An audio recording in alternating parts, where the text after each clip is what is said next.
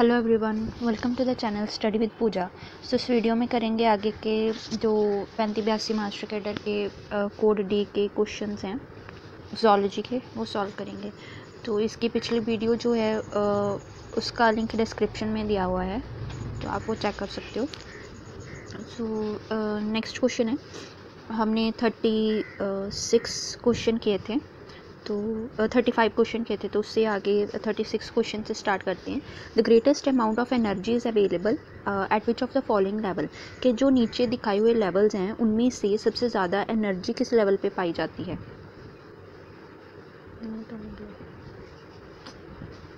37th question है, which of the following biome is correctly paired with the description of its climate, कि कौन सा नीचे बताए हुए जो पेयर हैं उनमें से ये सारे बायोम हैं, तो बायोम में कौन सा पेयर क्लाइमेट को लेके बिल्कुल ठीक है वो बताना है। पहला है सवाना, जो है वो कूल टेम्परेचर वाला, प्रेसिपिटेशन वहाँ पे यूनिफॉर्म होती है, पूरा साल यूनिफॉर्म ही रहती है, एक जैसी बारिश होती है। जो सेकंड है टंड्रा बायोम, वहाँ पे टुंड्रा बायोम में समर जो होते हैं वो ज़्यादा लंबे और विंटर माइल्ड से होते हैं। या टेम्परेट डेसिडियस फॉरेस्ट जो हैं वहाँ पे relatively short growing season mild winters, कि वहाँ पे ग्रोइंग सीजन थोड़ा छोटा होता है और विंटर्स माइल्ड होते हैं। या फोर्थ ऑप्शन दी हुई है कि ट्रॉपिकल फॉरेस्ट जो है वो कांस्टेंट फोटो पीरियड और टेम्परेचर वहाँ पे कांस्टेंट ही रहता है, मतलब पूरा। तो अगर हम देखें क्लाइमेट के बेस पे बायोम्स में जो पेयर बिल्कुल ठीक है वो ट्रॉपिकल फॉरेस्ट है। ट्रॉपिकल रेन फॉरेस्ट जो होती है वहाँ पे कांस्टेंट फोटो पीरियड और टेम्परेचर होता है, इसी वजह से वहाँ पे जो प्रोडक्शन है वो ज़्यादा होती है। ठीक है, तो इसलिए ऑप्शन आनी है डी। नेक्स्ट क्वेश्चन है, which biological characteristic is not commonly found in the invasive species, कि कौन से करैक्टरिस्टिक्स जो हैं वो कॉमन इन्वेजिव स्पीशीज़ में नहीं पाए जाते। इन्वेजिव स्पीशीज़ कौन सी होती है? एक्जॉटिक, मतलब वो स्पीशीज़ या वो चीज़ें या वो ऑर्गेनिजम्स जो किसी दूसरी जगह से हमारे यहाँ पे आ जाएं, ठीक है, पर्टिकुलर एक एरिया में आ जाएं और वहाँ पे आके वो बहुत जल्दी फैल जाएं और वहाँ के स्पीशीज़ को नुकसान करें। ठीक है, मान लो एक स्पीशीज़, मतलब ये एरिया ए है, ये एरिया बी है, ठीक है, यहाँ से कुछ स्पीशीज़ इधर बी एरिया में आ गई और फैल गई, जिससे बी एरिया में रहने वाले जो ऑर्गेनिजम्स हैं उनको भी नुकसान हो रहा है और ये जो ए हैं ये बहुत जल्दी बढ़ रही हैं। ठीक है, तो इसको बोल रहे हैं, इन स्पीशीज़ को हम बोलते हैं इन्वेजिव स्पीशीज़। तो कहते हैं कॉमन क्या चीज़ नहीं है इन्वेजिव स्पीशीज़ में? Local adaptation, optimal local adaptation है, हाई रिप्रोडक्टिव कैपेसिटी है, ब्रॉड इकोलॉजिकल टॉलरेंसेस हैं, या वेल डेवलप्ड डिस्पर्सल सिस्टम है। मतलब क्या है, ये कहते हैं वहाँ पे लोकल एडेप्शन उसकी ऑप्टिमल होती है, मतलब लोकल एडेप्शंस के अकॉर्डिंग ही वो होता है प्रॉपर। तो दूसरा है कि हाई रिप्रोडक्टिव कैपेसिटी होती है उनके अंदर। देखो अगर देखें तो जो हाई रिप्रोडक्टिव कैपेसिटी होती है बिल्कुल जल्दी होती है ना, जल्दी रिप्रोड्यूस कर लेते हैं वो। इकोलॉजिकल टॉलरेंस भी उनके काफ़ी ज़्यादा होती है। वेल डेवलप्ड डिस्पर्सल सिस्टम, मतलब बहुत जल्दी फैल भी जाते हैं। तो ये तीनों स्टेटमेंट जो हैं वो ठीक है, फोर्थ गलत है, मतलब ये वाली optimal local adaptation. Next question है, population of individual of a species having the genetically fix variation but are infertile and placed under the same taxonomic species is known as, कि जो स्पीशीज़ हैं, ठीक है, किसी जो स्पीशीज़ की जो पॉपुलेशन है उसमें काफ़ी सारी जेनेटिक वेरिएशंस हैं और वो फिक्स्ड वेरिएशंस हैं। ठीक है, सेम ही ऐसे पास करिए जनरेशन टू जनरेशन, बट कहते वो इनफर्टाइल हैं और फिर भी रखे एक ही टेक्सोनोमिक स्पीशीज़ के अंदर जाते हैं, तो उसको हम क्या बोलते हैं? इकेड्स बोलते हैं। ठीक है, इकार्ड्स जिसको कहते हैं, इकोटाइप बोलते हैं, एंडेमिक स्पीशीज़ है कि कीस्टोन स्पीशीज़ हैं, तो इसको हम इकोटाइप कहते हैं। ठीक है, तो ऑप्शन बी आनी है। नेक्स्ट क्वेश्चन है 40th question, which of the following is not a reason, कि नीचे जो ऑप्शंस बताई हैं उसमें से कौन सा रीज़न नहीं है, कौन सा कारण है जो नहीं है कि why population growth decline as the population size approaches to carrying capacity. कहते चाहे पॉपुलेशन साइज जो है, जब पॉपुलेशन साइज कैरिंग कैपेसिटी तक पहुंच भी जाए तो जो पॉपुलेशन ग्रोथ है फिर भी डिक्लाइन कर जाती है।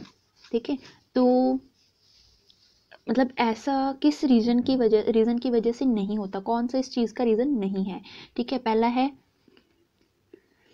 क्लाइमेट बिकम अनफेवरेबल, कि क्लाइमेट अनफेवरेबल हो जाए, कंपटीशन फॉर रिसोर्स इंक्रीज, की कंपटीशन इंक्रीज हो जाता है रिसोर्सेज को लेके, या प्रीडेशन रेट इंक्रीज हो जाता है, या डिसीज़ रेट जो है वो बढ़ जाए। तो देखो कंपटीशन, जो रिसोर्सेज कम हैं और पॉपुलेशन बढ़ रही है, ग्रोथ कर रही है, तो ऐसे में रिसोर्सेज कम हो सकते हैं, तो सेम रिसोर्सेज के लिए कंपटीशन बढ़ जाता है, तो ये बिल्कुल इससे डिक्लाइन हो सकते हैं ना। तो प्रीडेशन रेट बढ़ जाए तो उससे भी हो सकता है, मतलब प्रीडेटर्स जो हैं वो प्रे को ज़्यादा मतलब खाएं, तो प्रे जो है वो कम रह जाएं और प्रीडेशन ज़्यादा हो, प्रीडेटर ज़्यादा जो हैं वो हो जाएं, इससे भी पॉपुलेशन कम हो सकती है। डिसीज़ रेट इंक्रीज़ होने से मोटिलिटी रेट बढ़ जाए, तो इस कंडीशन में भी हो सकता है। तो हमारी ए ऑप्शन आनी है, ठीक है। क्लाइमेट बिकम अनफेवरेबल, कि क्लाइमेट कहते हैं अगर अनफेवरेबल हो, ठीक है, सूटेबल ना हो, तो उससे पॉपुलेशन मतलब ऐसे कैरिंग कैपेसिटी तक पहुँच के कम हो जाएगी, नहीं, ये नहीं आना, ठीक है, ऑप्शन ए। नेक्स्ट है 41st question, which of the following is a post zygotic isolating mechanism in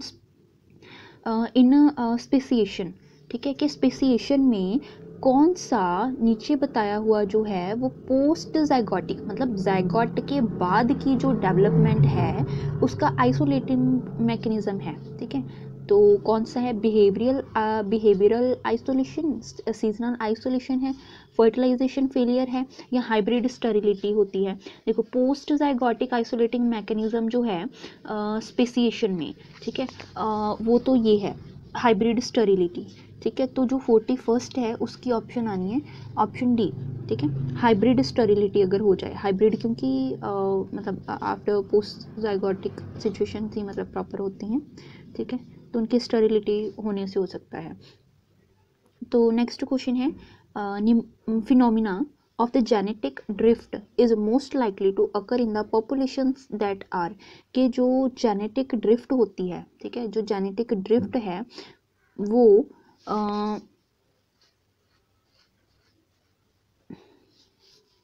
so the phenomena of the genetic drift is most likely to occur in population that are, कौन सी population में genetic drift जो है वो ज़्यादा होती है, ठीक है। जेनेटिक ड्रिफ्ट मतलब जीन्स जो हैं वो एक एरिया से दूसरे एरिया में चले जाएं, है ना, या स्पीशीज़ इस एरिया के जीन्स वाली यहाँ पे चले जाए, इस तरह से वो जेनेटिक ड्रिफ्ट है, ठीक है, मूव करने से। तो कहते हैं पॉपुलेशन कैसी होती है जिसमें जेनेटिक ड्रिफ्ट का फिनोमिना ज़्यादातर होता है, स्मॉल और इनब्रीड होती हैं, इनब्रेड स्पीशीज़ होती हैं, अंडरगोइंग जीन फ्लो होता है उनका, एलोपैट्रिक होती हैं, या लार्ज और पेनमेटिक होती हैं। तो इसकी ऑप्शन आनी ऑप्शन सी, जो तो एलोट्रॉपिक पॉपुलेशन होती है उसमें ज़्यादातर जेनेटिक ड्रिफ्ट होती है, ठीक है।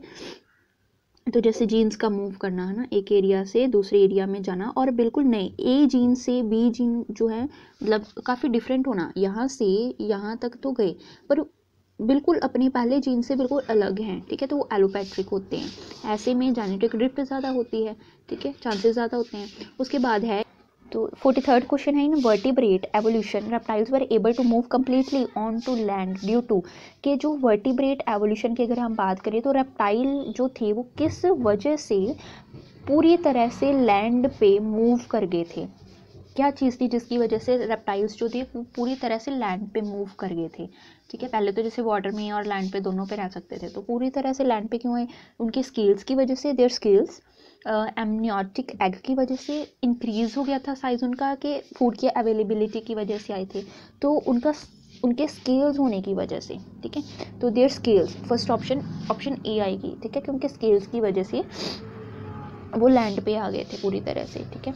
नेक्स्ट क्वेश्चन पे आते हैं, fossils of the marsupial lion were discovered recently in Australia, के जो मार्सुपियल लॉइन्स थे, ठीक है, उनके फॉसिल जो हैं, उनके अवशेष जिसको बोलते हैं, तो वो अभी रिसेंटली ऑस्ट्रेलिया में कहते मिले हैं, ठीक है। तो the fact that such lion existed point to, किस चीज़ या किस फैक्ट के बेस पे ये जो लाइन है वो वहाँ पे किस चीज़ पे के बेस पे ये एग्जिस्ट करते हैं, कौन सी एवोल्यूशन के बेस पे, कन्वर्जेंट, डाइवर्जेंट, नेचुरल होगी या रिवर्स एवोल्यूशन होगी? तो इसके ऑप्शन होनी है ऑप्शन ए, कन्वर्जेंट एवोल्यूशन की वजह से, ठीक है। क्योंकि जो देखो मार्सुपियल लॉइन है वो ऑस्ट्रेलिया में पाए गए हैं, ठीक है। तो मतलब जैसे ज़्यादातर मार्सुपियल्स जो होते हैं वो ऑस्ट्रेलिया वाले एरिया में ही पाए गए हैं। काफ़ी सारी हमने इसकी एग्जांपल्स भी पढ़ी हुई हैं, ठीक है। तो जो मार्सुपियल्स जैसे अभी सिंपल से अगर बात करें कन्वर्जेंट एवोल्यूशन की कि ये होती क्या है। कन्वर्जेंट एवोल्यूशन में क्या होता है कि जो ऑर्गेनिजम्स हैं तो वो डिफरेंट ऑर्गेनिजम्स जो हैं वो हैं तो डिफरेंट, ठीक है, बट उनके फंक्शन तो सेम हैं या उन्होंने सेम उनके अंदर कुछ सिमिलैरिटीज़ आई ताकि वो सरवाइव कर सके, तो अडेप्ट किया उन्होंने उस सिमिलैरिटी को उस एरिया से, ठीक है। जैसे कि अभी मार्सुपियल्स की बात करें तो प्लेसेंटल मैमल्स जो होते हैं मार्सुपियल मतलब हैं ये डिफरेंट बट इनके फंक्शन तो सेम हैं, ठीक है। तो ये कन्वर्जेंट में आता है। इसमें एनालॉजी जो होती है या एनालोगस ऑर्गन्स की अगर हम बात करें तो वो कन्वर्जेंट एवोल्यूशन से ही अराइज होते हैं, ठीक है, जबकि डाइवर्जेंट में होमोलोगस होते हैं, ठीक है। तो ये है, तो कन्वर्जेंट एवोल्यूशन आएगी इसकी ऑप्शन। नेक्स्ट है in zoo lion and tigers mate produce the viable hybrid offspring called the tigon और द लाइगर्स, ठीक है। कहते कि जू में क्या करती हैं, जो लॉइन होते हैं या टाइगर होते हैं इनकी मेटिंग के दौरान, वैसे तो लॉइन मेटिंग होती है, ठीक है, लॉइनस और टाइगर टिग्रिस की मेटिंग होती है, बट कहते ये ना लॉइन और टाइगर की मेटिंग के दौरान या तो टाइगन बनते हैं या लाइगर बनते हैं, है ना, दोनों की वो हाइब्रिडाइजेशन करवा के बाइबल हाइब्रिड ऑफ स्प्रिंग जो बनता है, ठीक है। तो कहते हैं hybrids never recorded in Asia, hybrid Asia में वैसे कभी भी रिकॉर्ड नहीं होते, मतलब कभी भी देखे नहीं गए हैं। Where their ranges were once overlapped, ठीक है, जब से उनकी जो ओवरलैप हुई हैं। तो hybrids were probably not produce because of, जो हाइब्रिड्स हैं वो ज़्यादातर प्रोड्यूस क्यों नहीं कर पाए जाते हैं, रीज़न क्या है कि मतलब इस तरह से नहीं करवाया जा सकता हाइब्रिडाइजेशन। तो हाइब्रिड इनफर्टिलिटी हो जाती है, गैमेटिक मोटिलिटी के जो गैमेट प्रोड्यूस होगा वो ख़त्म हो जाएगा, सर्वाइव नहीं कर पाएगा। बिहेवियरल आइसोलेशंस होती हैं इन्हीं में अलग अलग स्पीशीज़ के अंदर, या मैकेनिकल आइसोलेशन होती है, तो बिहेवियरल आइसोलेशन होती है इनके अंदर। तो ऑप्शन आएगी ऑप्शन सी, ठीक है, ऑप्शन सी आएगी इसकी। नेक्स्ट क्वेश्चन है स्वेयर एक्यूट रेस्पिरेटरी सिंड्रोम यानी कि सारस जिसको बोलते हैं, तो ये किसकी वजह से होता है, ठीक है। स्वेयर एक्यूट रेस्पिरेटरी सिंड्रोम मतलब सांस लेने में बहुत दिक्कत होती है इसमें, ठीक है, कोल्ड या कोरोना जैसे सिम्टम्स हैं पूरे, ठीक है, सारस बोलते हैं उसको, तो कोरोना वगैरह इसके कारण ही हुआ था, ठीक है। Is caused by the variant of the pneumonococcus pneumococcus pneumoniae, या caused by the variant of the common cold virus जैसे कोरोना वायरस है, या एक्यूट फॉर्म ऑफ अस्थमा है, या affect the non vegetarian faster than vegetarian, के vegetarians के comparison non vegetarian को ये जल्दी अफेक्ट करती है। तो क्या ऑप्शन आएगी इसकी, ऑप्शन आएगी ऑप्शन बी कि ये जो है कॉमन कोल्ड वायरस यानी कि कोरोना वायरस जो है उसके वेरिएंट से ये होता है सारस, ठीक है। सारस हमने अभी हाल ही के सालों में देखा भी हुआ है ना। तो आगे है क्वेश्चन है which of the following combination of the diseases it's causative agent and the discoverer is correct, कि नीचे ये जो ऑप्शंस बताई हुई हैं नीचे उसमें से जो डिसीजेज हैं उसके कॉजेटिव और एजेंट और डिस्कवरर कौन सी बिल्कुल पेयर ठीक है। डिप्थीरिया है, कॉर्निबैक्टीरियम डिप्थीरिया और कोच से होता है, ये बात तो ठीक है, बट कोच ने उसको नहीं बताया था। एंथ्रेक्स जो है वो बैसिलस एंथ्रेसिस से होती है और कोच ने डिस्कवर किया था, बिल्कुल। मलेरिया जो है प्लाज्मोडियम स्पीशीज से होता है, नाइजर ने उसको फाइंड आउट किया था, नहीं ये तो ठीक है बट यहाँ पे नहीं। टाइफाइड साल्मोनेला टाइफी से होता है, ऑक्सफोर्ड ने फाइंड आउट किया था, ये ठीक है बट डिस्कवरर नहीं। तो जो एंथ्रेक्स है ये बिल्कुल ठीक है कि एंथ्रेक्स जो है बैसिलस एंथ्रेसिस से होती है और कोच ने इसके बारे में हमें बताया था, ठीक है, ये करेक्ट ऑप्शन आ रही है हमारी।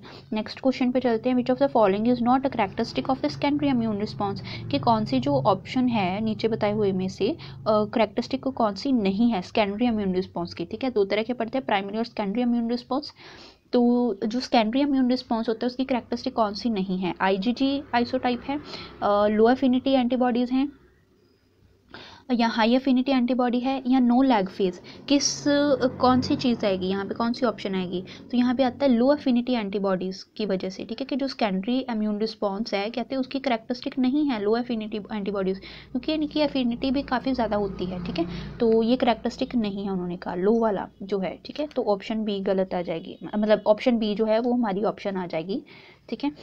फिर है which of the following cells play an important role in the defence against the parasitic micro organisms, के नीचे बताए हुए जो सेल हैं उनमें से कौन सा मेन रोल प्ले करता है बॉडी को डिफेंस प्रोवाइड करने में, बॉडी को माइक्रो ऑर्गेनिज्म से बचा के रखने में ताकि कोई डिसीज़ ना हो, ठीक है, बचा के रखने में जो काम करता है। और कॉन्स्टिट्यूट वो क्या है, मतलब पूरी जो वाइट ब्लड सेल होते हैं ना, वाइट ब्लड सेल में हम पढ़ते हैं मोनोसाइट, लिम्फोसाइट, न्यूट्रोफिल, एसिनोफिल, है ना, बेसोफिल्स वगैरह, है ना। तो कहते हैं उसमें से पूरे जो वाइट ब्लड सेल्स हैं उसमें से सिर्फ 1 to 3% ही ये सेल्स होते हैं। तो कौन से ऐसे हैं जो मेजर रोल प्ले करेंगे, तो है भी इतने ही सिर्फ।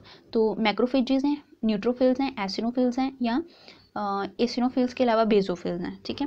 तो इसमें जो है हमारे जो एसिनोफिल्स होते हैं, ठीक है, एसिनोफिल्स जो होते हैं ये 1 to 3% होते हैं और काफ़ी इंपॉर्टेंट रोल प्ले करते हैं बचा के रखने में हमारी बॉडी को, ठीक है, इम्यून सिस्टम को स्ट्रॉन्ग करते हैं, डिफेंस प्रोवाइड करते हैं बॉडी को जर्म्स के अगेंस्ट। तो 50th क्वेश्चन है which of the following 2 organs are the example of secondary lymphoid organs, के जो हमने तो ये मतलब हमने एग्जाम्पल देखनी है कौन सी ठीक जा रही हैं सेकेंडरी लिम्फॉइड ऑर्गन की, ठीक है। हमें सेकेंडरी लिम्फॉइड ऑर्गन यहाँ से देखने हैं कौन से 2 बिल्कुल ठीक हैं, स्प्लीन और थाइमस है, ठीक है। थाइमस प्राइमरी होता है, प्राइमरी लिम्फॉइड ऑर्गन है, ये नहीं आना। लिम्फ नोड्स हैं, थाइमस है, ठीक है, ये भी नहीं है। स्प्लीन और गॉलेट है, GALT, ठीक है। गट एसोसिएटेड लिम्फॉइड टिश्यूज़ होते हैं ये, ठीक है। तो ये इंटेस्टाइन वगैरह के पार्ट्स में पाए जाते हैं, ठीक है। तो हाँ ये सेकेंडरी हैं। बोन मैरो और गलेट, बोन मैरो नहीं है, ये नहीं आनी, ठीक है। तो हमारी ऑप्शन जो है मतलब जो सेकेंडरी लिम्फॉइड ऑर्गन्स हमारे होते हैं वो स्प्लीन और गॉलेट है, GALT है, ठीक है। तो हमारी ऑप्शन आएगी ऑप्शन सी।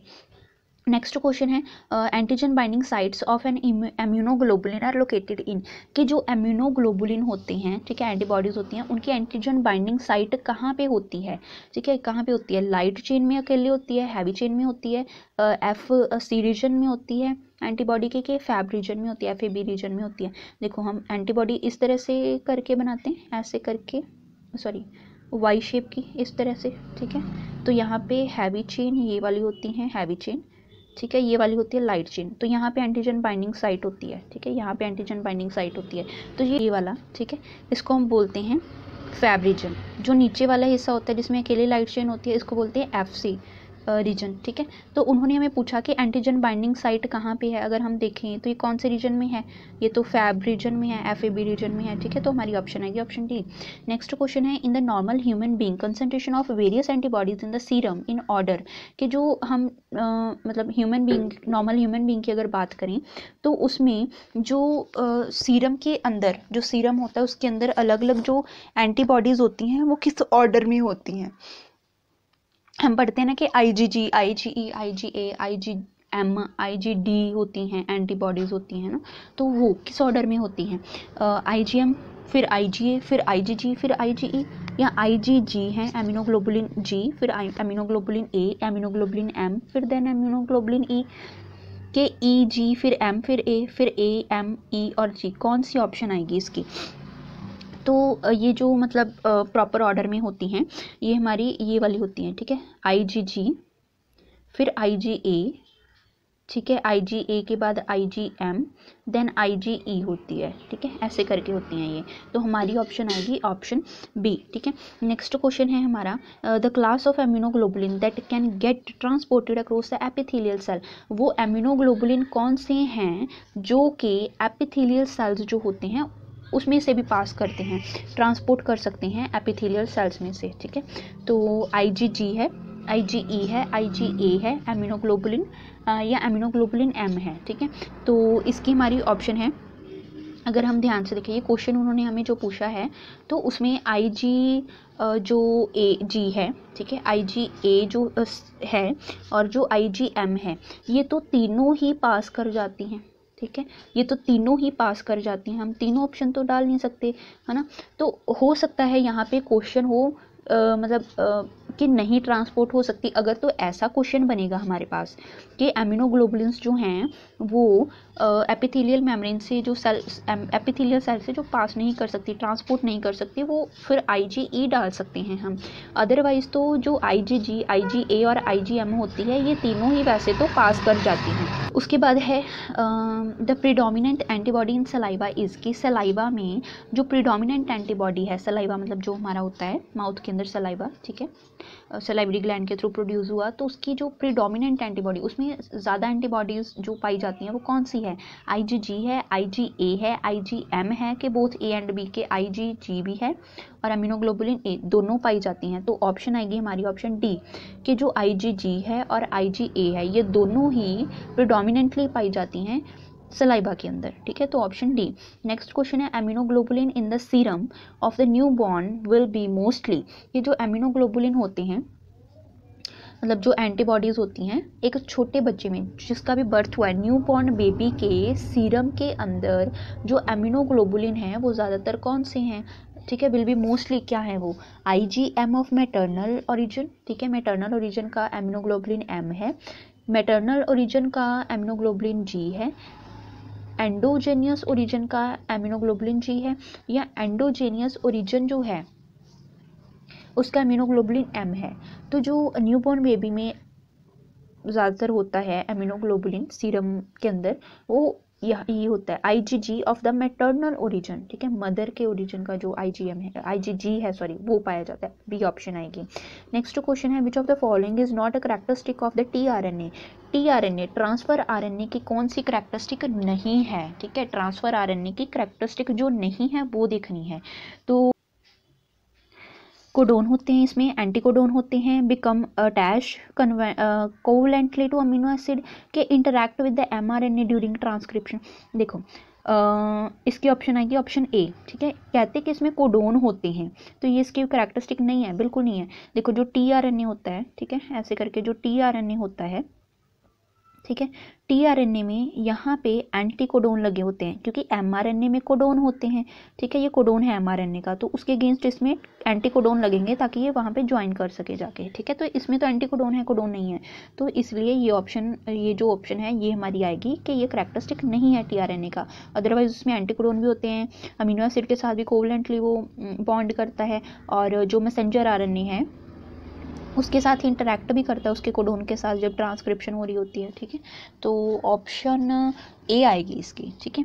नेक्स्ट क्वेश्चन पे आते हैं, विच of the following substance represent N unsaturated fatty acid, कौन से अनसैचुरेटेड फैटी एसिड्स को मतलब रिप्रेजेंट करते हैं यहाँ पे, कौन सा फैटी एसिड अनसैचुरेटेड देखना है, ठीक है, पाल्मिटेट है, स्टीरेट है, कोलिन है और ओलिएट है। तो इसकी ऑप्शन हमारी आनी है ओलिएट, ठीक है, जो ओलिएट है ये अनसैचुरेटेड फैटी एसिड है, ठीक है। तो उसके बाद आते हैं property of a fatty acid depend upon, कि फैटी एसिड की प्रॉपर्टी किस पे डिपेंड करती है, फिजिकल प्रॉपर्टी जो है किस चीज़ पे डिपेंड करती है उसकी, हाइड्रोकार्बन चेन उसमें कितनी है, अनसैचुरेशन डिग्री कितनी है, ब्रांचिंग उसकी कैसी है, या सारी ऑप्शंस आएंगी। तो इसकी आनी ऑप्शन डी, ये सारी चीज़ें मैटर करती हैं फिजिकल प्रॉपर्टी के लिए फैटी एसिड की, ठीक है, तो ऑप्शन डी आ जाएगी इसकी। नेक्स्ट क्वेश्चन है the UV rays of the sunlight are responsible for the formation of the vitamin D in the skin is from, कि जो देखो हम कहते हैं ना कि जो विटामिन डी है वो हमारी बॉडी के अंदर बनता है, तो असल में हमारी स्किन में कुछ प्रेजेंट होता है जिसकी वजह से जो ये विटामिन डी है वो सनलाइट के प्रेजेंस में एक्टिव हो जाता है, ठीक है। तो कोलेस्ट्रॉल है, आर्गस्टिरोल है, ठीक है, कोलिकैल्सिफेरोल है, कैल्सिफेरोल है। तो जो कोलेस्ट्रॉल होती है उसकी वजह से होता है ये, ठीक है, ऑप्शन आनी है ऑप्शन ए। तो 60 क्वेश्चन है, which of the following is the false statement, कौन से स्टेटमेंट गलत है वो बतानी है, कि coenzyme derived from vitamins, coenzyme जो है वो विटामिन से डिराइव होते हैं, कोएंजाइम जो है वो प्रोस्थेटिक ग्रुप हो सकते हैं, कोएंजाइम जो हैं उनकी वजह से एंजाइम जो रिएक्शन करते हैं उसकी एक्टिवेशन एनर्जी फास्ट हो जाती है, इंक्रीज हो जाती है, कि सारी स्टेटमेंट ही करेक्ट हैं। तो हमारी सी ऑप्शन आएगी कि जो कोएंजाइम्स होते हैं, ठीक है, उनकी वजह से कहते हैं एंजाइम की जो एंजाइमेटिक रिएक्शन है उसकी एक्टिवेशन एनर्जी बढ़ जाती है, ये ऐसा नहीं होता है, ठीक है।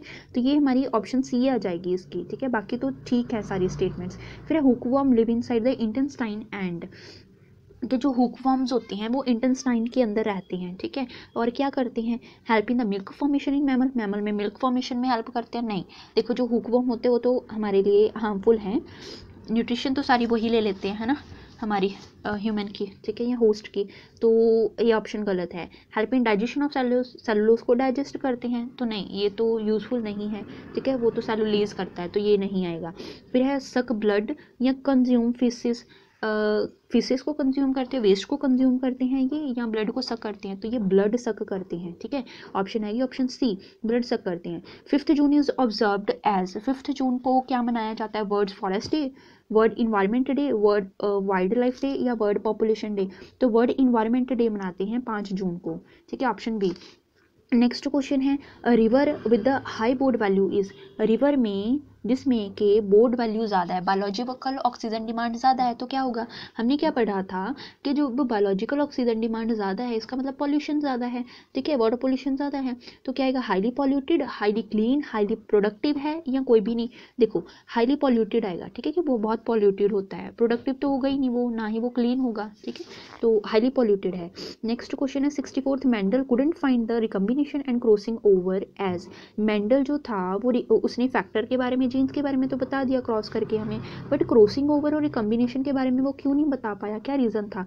Trades has he choose with either present on the different chromosome और वर फॉर ए पार्ट, कि जो क्रोमोसोम पे जो ट्रेड्स थे, ठीक है, जो ट्रेड्स उसने चूज़ किए थे उसमें जो वो थे वो अलग अलग क्रोमोसोम पे थे या वो ज़्यादा ही दूर थे, मतलब एक ही क्रोमोसोम पे ज़्यादा डिस्टेंस पे थे, इस तरह से अलग अलग, तो क्या रीज़न था। दूसरा है कि traits chosen by him were not influenced by gene influenced नहीं थे वो, या थर्ड है कि he didn't have a high power microscope, उसके पास हाई पावर माइक्रोस्कोप नहीं था जिसकी वजह से वो देख नहीं पाया, या ही सिलेक्टेड ओनली प्योर टाइप, कि वो सिर्फ प्योर टाइप ही उसने सेलेक्ट किए थे जिसकी वजह से वो रिकम्बिनेशन देख नहीं पाया, ठीक है। तो इसकी ऑप्शन आनी है ऑप्शन ए, के जो ट्रेट उसने चूज़ किए हो सकता है उसमें जो मतलब क्रोमोसोम्स थे वो अलग अलग वगैरह जो हैं वो एरिया में होंगे या काफ़ी दूर ही होंगे, ठीक है, तो ऑप्शन ए आ जानी है। नेक्स्ट क्वेश्चन है recombination process occurring in the bacteria always refer to the, कि जो रिकम्बिनेशन प्रोसेस होती है, ठीक है, रिकम्बिनेशन प्रोसेस में जो बैक्टीरिया होता है वो कहते हैं हमेशा क्या आएगा, रेफर्स टू, क्या आएगा उसका, effect of physical matter changing the nature of genes, कि जो फिजिकल मैटर है उसके जीन्स चेंज का नेचर चेंज हो जाएगा। Reversal of the microbial mutation microbial होगी, म्यूटेशन रिवर्सल होगी।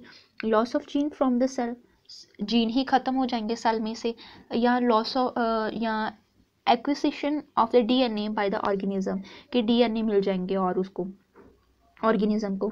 तो अगर रिकम्बिनेशन हो रहा है, रिकम्बिनेशन मतलब जब इसके और इस ऑर्गेनिज्म के जीन्स मिला दोगे आप, ठीक है, तो इसको बोलते हैं रिकम्बिनेशन, ठीक है, रिकम्बिनेंट टेक्नोलॉजी होती है ये, रिकम्बिनेशन बनेगा कुछ इसके मिक्स होके जो नया बना, तो रिकम्बिनेशन, ठीक है। तो इसमें क्या होगा, ऑर्गेनिज्म के जो डीएनए हैं उसको मिलेंगे आगे, ठीक है, तो ऑप्शन डी आएगी।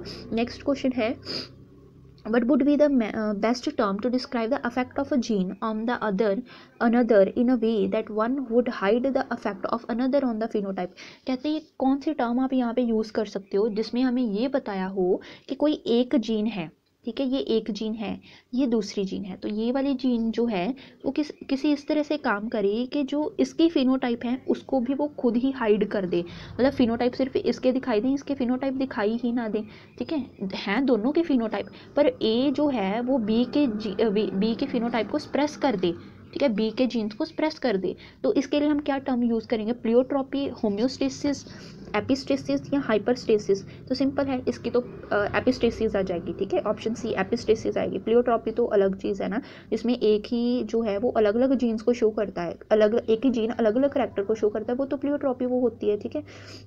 होम्योस्टेसिस और हाइपरस्टेसिस तो वैसे नहीं आना, ठीक है, एपिस्टेसिस आना है, इसके ऑप्शन सी। फिर है कि in drosophila sex is determined by, कि ड्रोसोफिला जो है मतलब जो फ्रूट फ्लाई होती है ना ड्रोसोफिला, उसमें सेक्स डिटर्मिनेशन कैसे होती है, किसके थ्रू सेक्स डिटर्मिन कर सकते हैं उसका, तो XY क्रोमोसोम के बेस पे या ratio of the pairs of X chromosome in the two the pair of autosomes, तो इसमें पेयर्स की बात की है कि एक्स क्रोमोसोम के पेयर्स की जो रेशो है वो ऑटोसोम्स के पेयर्स के साथ मतलब देखें। या सी है कि ratio of X chromosome to the sets of autosomes, ठीक है, ये सेट्स ऑफ ऑटोसोम्स की बात की है। तो फिर है कि whether the egg is fertilised, ठीक है, और डेवलप्ड पार्थिनोजेनेटिकली, कि अगर पार्थिनोजेनेटिकली हो, पार्थिनोजेनेसिस के थ्रू, या एग फर्टिलाइज हो, तो मतलब उसके बेस पे देखेंगे। तो इसकी ऑप्शन आनी है ऑप्शन सी, ठीक है, कि जो एक्स क्रोमोसोम है उसकी टोटल सेट ऑफ ऑटोसोम्स जो हैं, मतलब सेम जो हैं ऑटोसोम्स, उनकी रेशो के बेस पे देखना है, ठीक है। तो इसके थ्रू हम डिटर्मिन कर सकते हैं इसका। तो उसके बाद है in human males are, human में मेल क्या है, देखो ह्यूमन में फीमेल क्या है एक्स एक्स, मेल क्या है एक्स वाई, ये तो होमोगैमेटिक हैं, गैमीट तो इनके सेम है, इनके गैमीट क्या है एक्स और वाई डिफरेंट हैं, तो ये हेटेरोगैमेटिक है ना। तो क्या आएगा, ह्यूमन मेल क्या है होमोगैमेटिक, हेटेरोगैमेटिक, हर्मैफ्रोडाइट है, हर्मैफ्रोडाइट जिसमें मेल फीमेल एक में ही होता है वो तो हर्मैफ्रोडाइट आ गया। ये स्यूडो हर्मैफ्रोडाइट है कि हर्मैफ्रोडाइट है नहीं बट लगते हैं कि हर्मैफ्रोडाइट है। तो क्या है मेल हेटेरोगैमेटिक है, ठीक है, तो हेट्रोगैमेटिक जिसको हम बोलते हैं, तो ऑप्शन बी आएगी। नेक्स्ट क्वेश्चन है द प्रोफेज इज, प्रोफेज क्या होता है, हम पढ़ते हैं ना प्रोफेज, एनाफेज, मेटाफेज, टेलोफेज, है ना। तो कहते हैं प्रोफेज क्या है, ऑटोट्रॉपिक म्यूटेंट है, एक जीन का नाम है, एक फेज़ है डीएनए का जिसमें कि डीएनए जो होता है आगे होस्ट जीनोम में जाना शुरू होता है, ठीक है, या host DNA packed in a viral head, virus के हेड में जो डीएनए पैक होता है, ठीक है, कहते वो है ये। तो ये है फेज़ जिसमें कि जो पेरेंटल जीन्स होते हैं, पेरेंटल डीएनए होता है वो आगे अपने जाता है, अगले पास करेगा धीरे धीरे करके, ठीक है। तो ये फेज़ है जिसमें कि जो होस्ट जीनोम में डीएनए इनकॉर्पोरेट होता है वो प्रोफेज है, ठीक है। तो उसके बाद है which one of the following statement is not correct, कौन सा स्टेटमेंट सही नहीं है।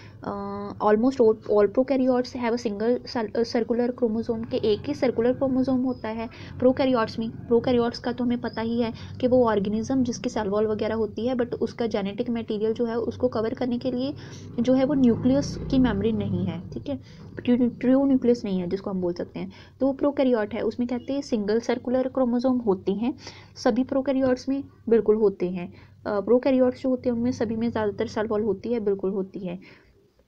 तो नॉट करेक्ट बतानी है, ठीक है, जो सही नहीं है। फिर है ऑल प्रोकैरियोट्स आर सिमिलर, कहते हैं सारे प्रोकैरियोट्स सिमिलर होते हैं, नहीं, अलग अलग होते हैं, ठीक है, ज़रूरी नहीं कि सिमिलैरिटी हो, तो अलग अलग तरह के ही होते हैं। Genetic material in prokaryote not enclosed in any structural membrane, कि कोई स्ट्रक्चरल मेम्ब्रेन जो है वो उसको एनक्लोज नहीं करती है जेनेटिक मटेरियल को, तो बिल्कुल ठीक है, नहीं करती है, तो है कि ऑप्शन सी, ठीक है। नेक्स्ट क्वेश्चन करते हैं क्रोमोसोमल एबनॉर्मेलिटी, क्रोमोसोम अगर एबनॉर्मल हो जाएं, ठीक है, कॉज्ड बाय द, किस कारण होते हैं, by the rearrangement of parts between the non homologous is called, कि जो क्रोमोसोमल एबनॉर्मेलिटी होती है जब, ठीक है, नॉन होमोलोगस क्रोमोसोम में रीअरेंजमेंट की वजह से, तो उसको क्या बोलेंगे, ट्रांसलोकेशन, इन्वर्जन, क्रॉसिंग ओवर या डुप्लीकेशन, उसको कहते हैं ट्रांसलोकेशन, ठीक है, ट्रांसलोकेशन कहते हैं, तो ऑप्शन ए आनी है। नेक्स्ट क्वेश्चन है REC, रेक ए प्रोटीन इसको बोलते हैं, rec A protein is involve in, किस चीज़ में ये प्रोटीन काम आता है, repair and maintenance of DNA, ठीक है, रेप्लिकेशन में काम आता है, न्यूक्लियोटाइड एक्सीजन रिपेयर में काम आता है, या ट्रांसक्रिप्शन में काम आता है। तो ट्रांसक्रिप्शन में भी, रेप्लिकेशन में भी नहीं आता है, न्यूक्लियोटाइड एक्सीजन रिपेयर में भी नहीं आता। ये रेक ए प्रोटीन जो होता है, जो डीएनए को मेंटेन करना या डीएनए को रिपेयर करने का काम इसका होता है, रेक ए प्रोटीन का, ठीक है, तो ऑप्शन ये आनी है।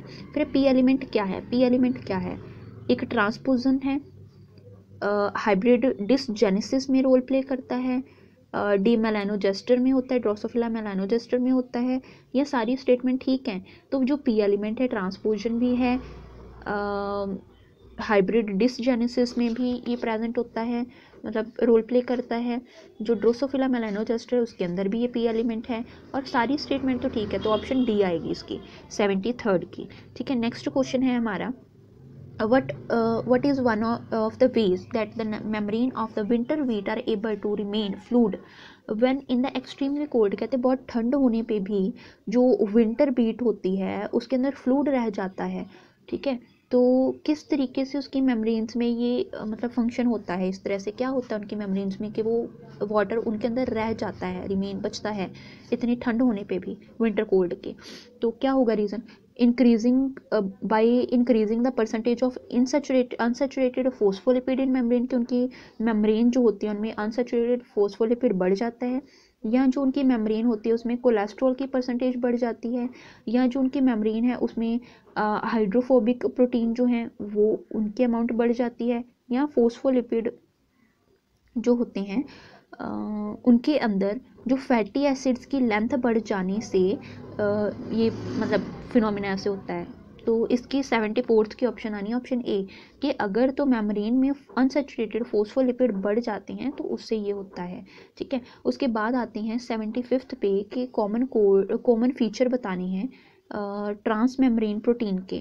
ठीक है, क्या कॉमन फीचर हैं ट्रांस मेम्ब्रेन प्रोटीन के, कि फोस्फोलेटेड एक्सटीरियर डोमेन है वो, structure consist exclusively of the beta sheets, या अमीनो एसिड सीक्वेंस जो है रिच इन एसिडिक रेजिड्यूज, या जो अल्फा हेलिकल रीजन है is about 20 to 25 hydrophobic amino acids, कि 20 to 25 हाइड्रोफोबिक अमीनो एसिड से ये हेलिकल रीजन जो है ये बनता है। तो क्या चीज़ जो है क्या फीचर्स हैं जो प्रेजेंट होते हैं ज़्यादातर ट्रांस मेम्ब्रेन प्रोटीन के अंदर, तो उसमें फोस्फोरिलेटेड एक्सटीरियर डोमेन है। ठीक है, फोस्फोरिलेटेड एक्सटीरियर डोमेन प्रेजेंट होते हैं, तो उसकी ऑप्शन ए सही है बिल्कुल। ठीक है, तो यहाँ तक अभी हमारे जो 3582 वाला 2017 का पेपर 2017 का पेपर था उसका कोड डी पूरा कंप्लीट हो चुका है, बॉटनी का भी और जोलॉजी का भी। ठीक है, तो इसकी बाद हम नेक्स्ट वीडियोस में जो 60 वाला पेपर रहता है, 60 वाले जो हुए थे मास्टर कैडर हुआ था, आई थिंक 2016 का वही बचा है, बाकी तो सारे हो गए हैं। तो नेक्स्ट वीडियोस में हम वो अपलोड कर देंगे। तो अगर इसका पीडीएफ वगैरह आपको चाहिए तो लिंक डिस्क्रिप्शन में है, वहाँ से आप जो टेलीग्राम चैनल है हमारा स्टडी विद पूजा उसको ज्वाइन करके आप ये पीडीएफ ले सकते हो। तो बाकी नेक्स्ट वीडियो में करते हैं। Thanks for watching the video.